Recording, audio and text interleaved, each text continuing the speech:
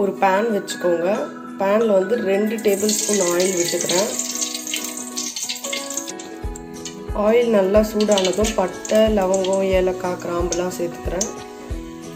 அது பொரிஞ்சதும் கொஞ்சம் சோம்பு சேர்த்துக்கிறேன். 4 பச்சை மிளகாய் சேர்த்துக்கிறேன். ஒரு சின்ன வெங்காயம் வந்து ஒரு பெரிய சைஸ் வெங்காயம் வந்து சின்ன சின்னதாக நறுக்கி வச்சுருக்கேன், அதையும் சேர்த்துக்கிறேன்.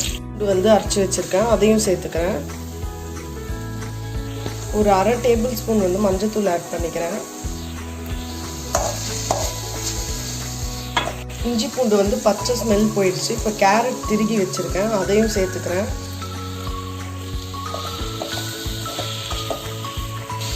சால்ட் தேவையான அளவு ஆட் பண்ணிடுறேன். கேரட் வந்து நல்லா வெந்துருச்சு. இப்போ வந்து நம்ம வேக வச்ச ரைஸ் வந்து சேர்த்துக்கலாம். நான் வந்து பாஸ்மதி ரைஸ் இன்றைக்கி வேக வச்சு வச்சுருக்கேன், அதை கொஞ்சம் கொஞ்சமாக எடுத்து சேர்த்துடலாம்.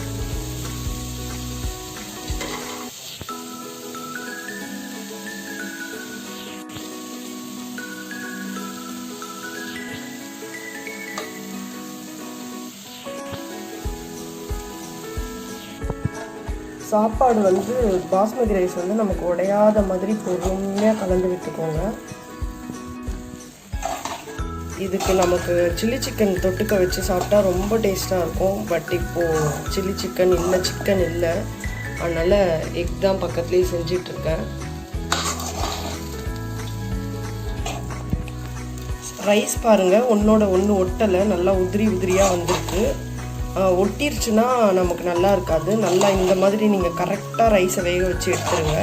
இதுலேயே நம்ம வந்து முட்டை இப்படி ஓரமாக பண்ணிவிட்டு முட்டை உடச்சி ஊற்றி தூள் பண்ணோம்னா நல்லாயிருக்கும். நான் வந்து சைட் டிஷ்ஷும் முட்டைன்றதுனால இன்றைக்கி முட்டை சேர்க்கலை. உங்களுக்கு வந்து நீங்கள் சில்லி சிக்கன் செய்கிறதா இருந்தால் நீங்கள் வந்து இதில் முட்டையும் ஆட் பண்ணிக்கோங்க.